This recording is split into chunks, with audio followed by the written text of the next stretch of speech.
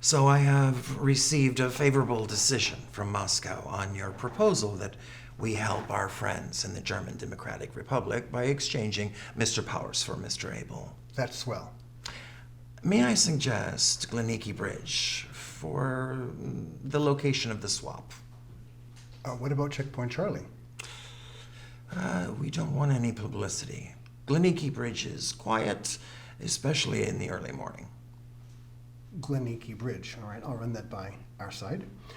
We can have Abel here on Friday, so Saturday morning? Still impatient? Yes, well, I have to get home and get to bed. So, Saturday morning? 5:30? Great. Then our business here is done. Let me give you a phone number in case anything should come up. Someone will answer that any hour of the day. All right. I don't think I'll use it. Shall we toast on our arrangement? Why not? Armenian brandy. It'll be good for your cold. If you don't mind, nothing to do with business, I'd like to ask you a few questions you don't need to answer. I shall answer what I know. I like this guy. Your guy.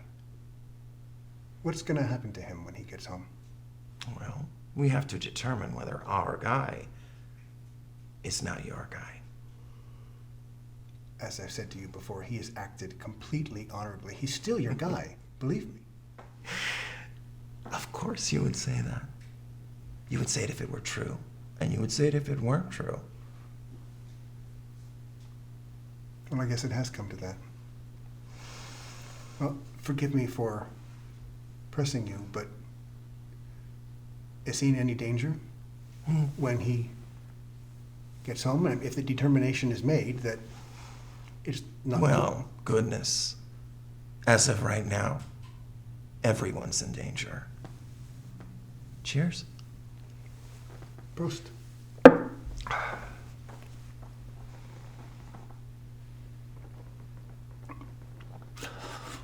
Did your cold feel better? It's not apple juice.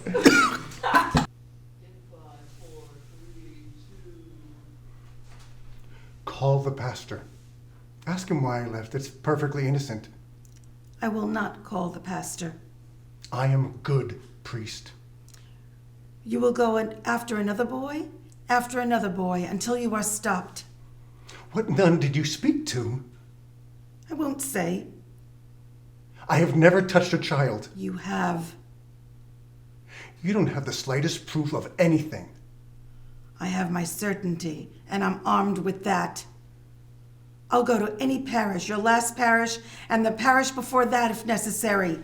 I will find a parent. Trust me, Father Flynn, I will. You have no right to act on your own. You have taken vows, the vow of obedience included. You have no right to step outside the church. I will step outside the church if that's what needs to be done, till the door should shut behind me. I will step outside the church, though I'm damned to hell. You should understand that, Father Flynn, or you will mistake me. Now, did you give Donald Miller wine to drink?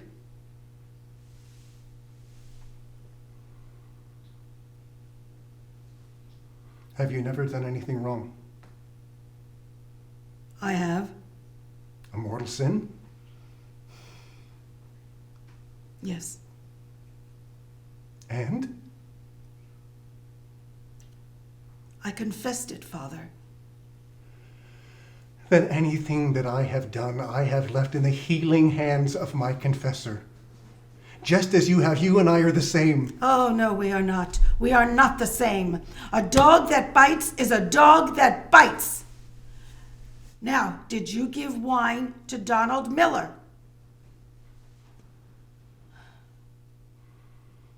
No. Mental reservation. No. You lie.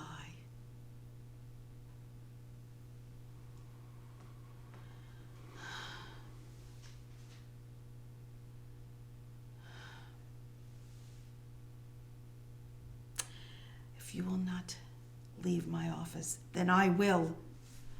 And once I go, I will not stop.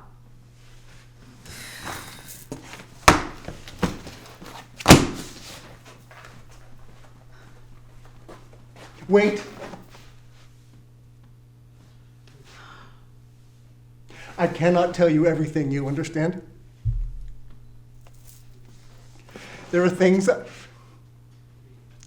I cannot say. Even if you cannot imagine an explanation, it doesn't mean that there are things beyond your knowledge. Even if you feel certainty, it is a feeling, it is not a fact. You will request a transfer and take a leave of absence until it is granted. You will leave me nothing? It is Donald Miller who has nothing. You've taken full advantage of that. I've done nothing wrong. I care about the child. Why? Because you smile at him? Because you sympathize with him? You talk to him as if you are the same?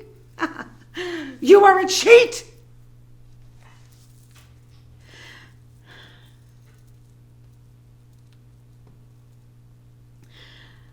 You will not, all this emotion that you experience is not that of a boy that's looking at you of trust. It is not a sensation of virtue. Any drunkard could have that just with his tot of rum. I can fight you. You will lose.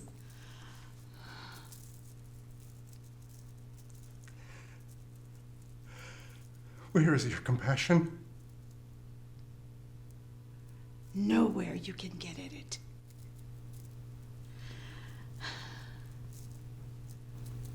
I have no sympathy for you, Father. I know you are invulnerable to true regret. Good day, Father. Oh. And cut your nails.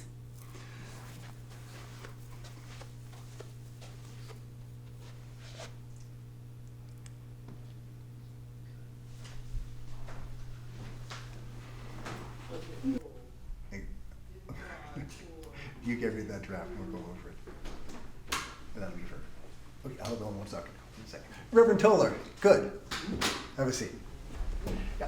Matt, if you could make those changes, that'd be great. Can I get you some water? Anything? No. So, how are things at First Reformed? Good. Busy. You know how it is. You do one thing, then the next, then it's Sunday again.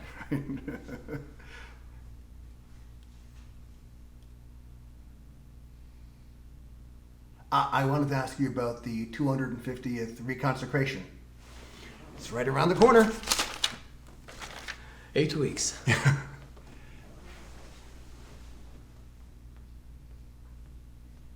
So, how's it going?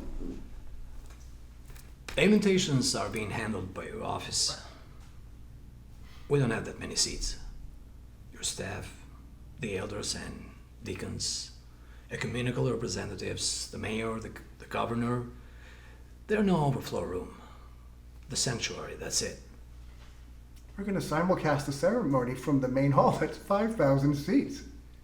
And we're going to have the reception in the rotunda afterwards.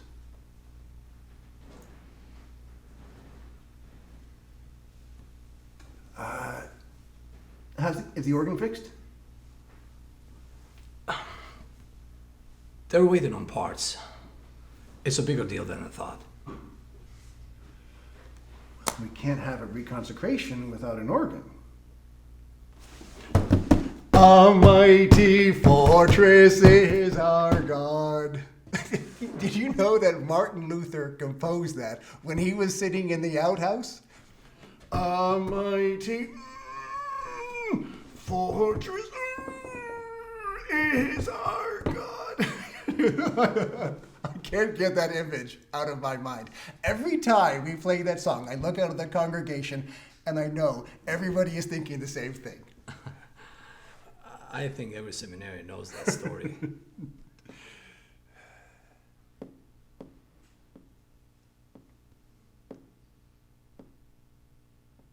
So, have you prepared your remarks?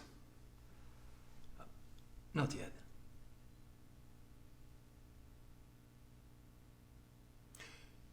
The memorial program comes back from the press next month.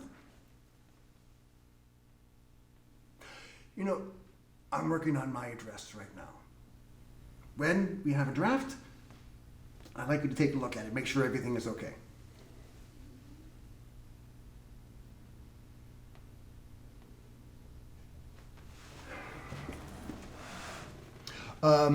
Ed Bach would like to have a meeting with us. Have coffee? Bach Industries? Yeah, he thinks this is a real moment. A big historic, great time for both the church and the country. One that will be terrific for all of us. Wow.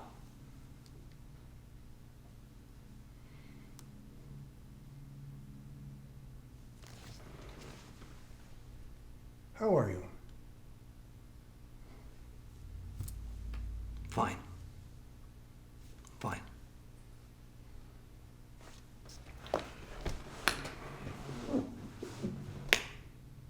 I mean, really. We haven't had much of a chance to speak for a while. Even a pastor needs a pastor.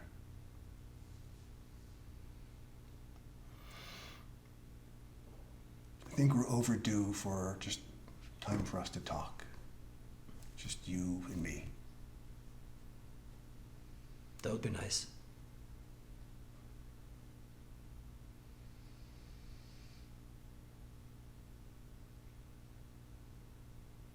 You're doing a great thing. Thanks again for the opportunity. No. We thank you. Thanks a lot.